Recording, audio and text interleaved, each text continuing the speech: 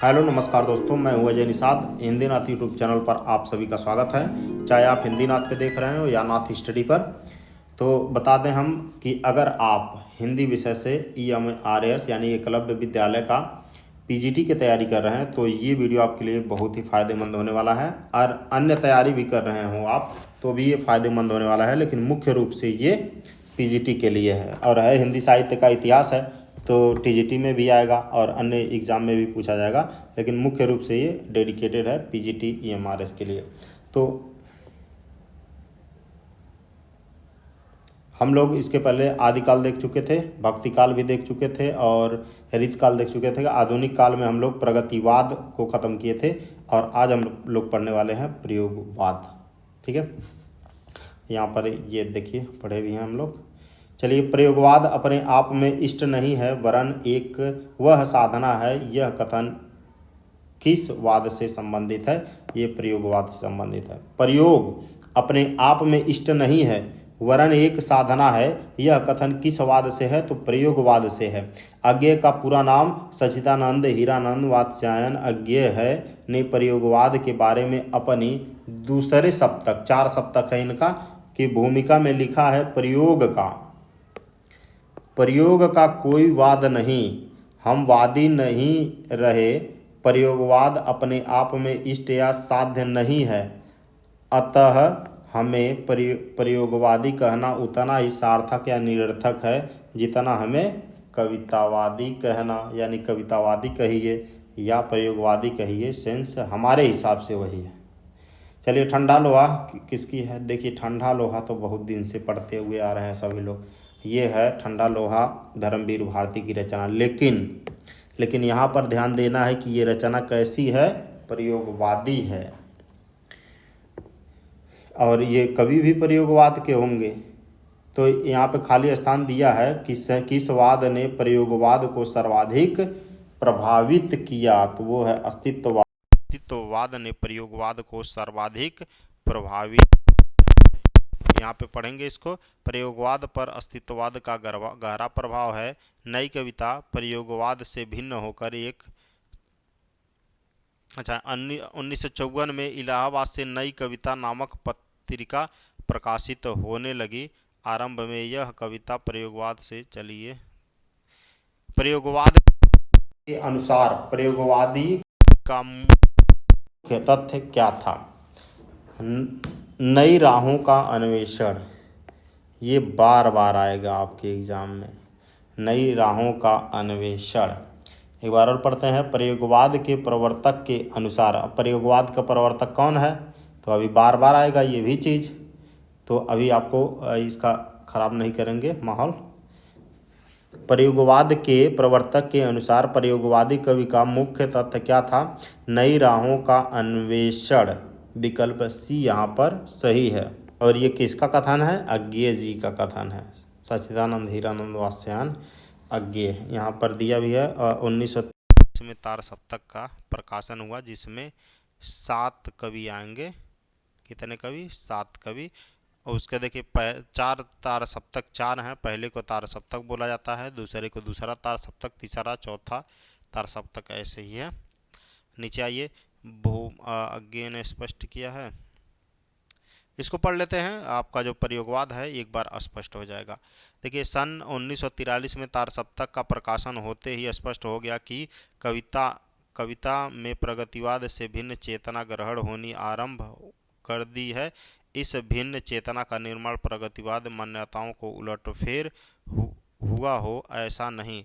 हाँ, अपने से पहले काव्य आंदोलन के रूढ़िगत स्वरूपों को इनमें से अवश्य ही नकारने की घोषणा की गई है। समग्र रूप से इस चेतना का निर्माण युगीन परिवेश, निराशा, कुंठा, व्यष्टि और समष्टि का संघर्ष और युग व्याप्त राजनीतिक सामाजिक दर्शन के समन्वय से हुआ है।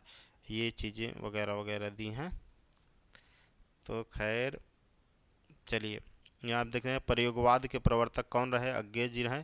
इनके अनुसार प्रयोगवादी कवि का मुख्य तथ्य नई राहों का अन्वेषण है। इतना याद कर लीजिए, आपको पता होना चाहिए। निम्न में से किसका संबंध प्रयोगवाद से नहीं है, तो स्वच्छंदवाद का संबंध प्रयोगवाद से नहीं है, बाकी इसका संबंध छायावाद से है, छायावाद से है। बाकी मनोविश्लेषणवाद, कलावाद और अस्तित्ववाद का संबंध जो है ये प्रयोगवाद से है, ठीक है, प्रयोगवाद से। निम्नलिखित में से एक कथन असत्य है, वह कथन कौन सा है? प्रयोगवाद का जन्म तार सप्तक के प्रकाशन के साथ माना जाता है 1943 से। प्रयोगवाद में प्रयोग को इष्ट नहीं साधक माना गया है। और प्रयोगवादी कविता ह्रासोन्मुख मध्यवर्गीय समाज के जीवन का चित्र है। नई कविता प्रयोगवाद का विकसित रूप नहीं है, गलत है, इसी का वह विकसित रूप है नई कविता। नई कविता नाम स्वतंत्रता के बाद लिखी गई उन कविताओं के लिए रूढ़ हो गया जो अपनी वस्तु छवि और रूप छवि दोनों में पूर्ववर्ती प्रगतिवाद और प्रयोगवाद का विकसित होकर विशिष्ट हुआ। इसी के बाद वो क्या हुआ? विकसित। इसी का विकसित रूप है कौन? नई कविता। अभी आएगा भी। प्रयोगवाद की जन्मदात्री पत्रिका कौन है? वो है प्रतीक। प्रयोगवाद का प्रमुख स्वर प्रतीक पत्रिका के प्रकाशन के साथ सुनाई दिया। तारसप्तक नामक काव्य संग्रह के प्रकाशित होने के उपरांत प्रयोगवाद की आलोचनाएं विभिन्न दृष्टिकोण से की गई, किंतु स्वयं प्रयोगवादी कविता का पथ प्रदर्शन करने वाले सच्चिदानंद वात्स्यायन अज्ञेय ने प्रयोगवादी कवियों के संबंध में लिखा, किसी एक स्कूल के नहीं, किसी मंजिल पर पहुँच हुए नहीं, सभी राही हैं, राही नहीं, राहों के अन्वेषी। ये लाइनें किसकी लिखी हुई हैं? अज्ञेय की लिखी हुई हैं। किसी एक स्कूल के नहीं, किसी मंजिल पर पहुँच हुए नहीं, सभी राही हैं, राही नहीं, और राहों के अन्वेषी। तार सप्तक दूसरा तीसरा का संपादन किसने किया? अज्ञेय जी ने किया। तार सप्तक दूसरा तार सप्तक और तीसरा तार सप्तक का जो संपादन किया अज्ञेय जी ने किया। और कुल चार आए, जिसमें से तार सप्तक प्रथम यानी दूसरा और तीसरा सप्तक का अज्ञेय जी ने किया। पहले सप्तक को तार सप्तक नाम से, अन्य को पहला दूसरा तीसरा के नाम से जाना जाता है। 1943 में पहला आया, 1951 में दूसरा, 1959 में तीसरा, और जो चौथा है 1979 में प्रकाशित हुआ। प्रयोगवादी कवियों की रचनाएं किस सप्तक में संग्रहित हैं? तो तार सप्तक में हैं। हिंदी में प्रयोगवाद का आरंभ 1943 तार सप्तक के संपादन के साथ ही प्रारंभ मालूम होता है। और प्रयोगवादी कवियों की जो रचनाएं हैं तार सप्तक में है। तार सप्तक में 7 कवि शामिल होते हैं, और जो तार सप्तक है प्रत्येक तार सप्तक में 7 कवि होते हैं, और जो तार सप्तक है यानी कि पहला तार सप्तक, इसमें भी 7 लोग का नाम आएगा। अब देखिए यहाँ पे प्रयोगवाद को प्रपदवाद और नई कविता के नाम से भी जाना जाता है। गणपति चंद्र गुप्त ने इसे मुन्नी, युवती और बहू की संज्ञा दी है। अज्ञेय जी ने इसे राहों के अन्वेषी कहा है। प्रयोगवादी कवियों को तार सप्तक के कवि, यहाँ पर देखिए सब क्लियर हो जाएगा आपका मैटर। यहाँ से कोई भी एग्जाम हो, हिंदी साहित्य का कोई भी एग्जाम हो, ऐसा हमारे ख्याल से अभी तक तो देखें ऐसा कोई भी एग्जाम नहीं मिला है यहाँ से प्रश्न न बना हो, ठीक है ना। आपको निश्चित एक बनेगा, यहाँ से अगर 1 नंबर चाहिए तो इसको रट जाइए आप, ठीक। और कन्फ्यूजन भी होता है, लेकिन अपना ट्रिक बना लीजिए, जो भी है आप जैसे भी याद कर सकते हैं। तार सप्तक देखिए 1943 में इसका प्रकाशन हुआ। अज्ञेय जी के निर्देशन में अज्ञेय जी ने इसका संपादन किया। और इसका ट्रिक यहाँ पर दिया है। अमुने गिरा प्रभा, अ से अज्ञेय, मु से मुक्तिबोध, ने से नेमीचंद जैन, और गी से गिरिजा कुमार माथुर, रा से रामविलास शर्मा, प्रभा से प्रभाकर मानचे और भारत भूषण अग्रवाल। अमुने गिरा प्रभा, या तो इसको याद करिए या तो खुद अपना ट्रिक बना लीजिए, इसी को याद कर लीजिए, ये भी बेहतर है। अमुने गिरा प्रभा, अमुने गिरा प्रभा 10 बार 20 बार बोलिए, उसे याद हो जाएगा। लेकिन आपको कवियों का नाम भी याद होना चाहिए, तो इतना पढ़ रहे हो तो याद होगा। चलिए, दूसरे सप्तक का प्रकाशन हुआ 1951 में। और याद करने का, सभर सनद, इसमें एक भी मात्रा नहीं रहेगा, ये भी याद कर लीजिए। और पहले वाले में अमुने गिरा प्रभा, देखिए अ से एक मात्रा स्वर हो गया, म में स्वर, न में स्वर, ग में स्वर, र में स्वर, प में स्वर नहीं है लेकिन र है और रेप है और र है रफ, और भा में भी मात्रा है। तो इससे भी थोड़ा सा टिक आप बना सकते हैं कन्फ्यूजन से बचने के लिए। तो देखिए, यहाँ पे शमशेर बहादुर सिंह, हरि नारायण व्यास, भवानी प्रसाद मिश्र, रघुवीर सहाय, शकुंतला माथुर, नरेश मेहता, धर्मवीर भारती। तीसरे सप्तक का 1959 में है। केकुकी विप्रसम, केकुकी विक्रसम। देखिए, केदारनाथ सिंह, कुंवर नारायण कीर्ति चौधरी, और विजय देव नारायण, प्रयाग नारायण त्रिपाठी, सर्वेश्वर दयाल सक्सेना, मदन वात्स्यायन। ये 7 हो गए। और चौथे तार सप्तक का जो है 1979 में हुआ। याद करने का, सो श्री आरासुरा, आरासुरा मतलब श्री राम वर्मा, अवधेश कुमार और राजकुमार कुंभज, सुमन राजय, राजेंद्र किशोर, स्वदेशी भारती, नंद किशोर आचार्य। यहाँ से एक नंबर आपका फिक्स है, इसको याद कर लीजिए। आज ही काल करे सो आज करे, आज करे सो अब, पल में परलय होई गई रे बहुर करोगे कब, वही वाला सूत्र लगाइए और इसको आज ही याद कर जाइए। उंगली पे लिख के, हाथ पे लिख के 50 बार बोल बोल के, जैसे भी हो याद कर लीजिए। ठीक है ना। चलिए, इसके 60 वीडियो में बना दूंगा एक। इसके लिए आपको एक स्क्रीनशॉट लेना होगा, ठीक है ना। चलिए, ले लिया मैंने। और यहाँ पर देखिए, अगर मैं तुमको ललाती झांस के भर की नकेली तरीका अब नहीं कहता, क्या लिखा है? अगर मैं तुमको ललाती साँझ के नभ की अकेली तारिका अब नहीं कहता, ये तो थोड़ा सा देख रहे हैं स्वर ना। तो सच्चिदानंद अज्ञेय जी की एक पंक्तियां हैं, विकल्प ए सही है। सागर मुद्रा इनमें से किसकी कृति है?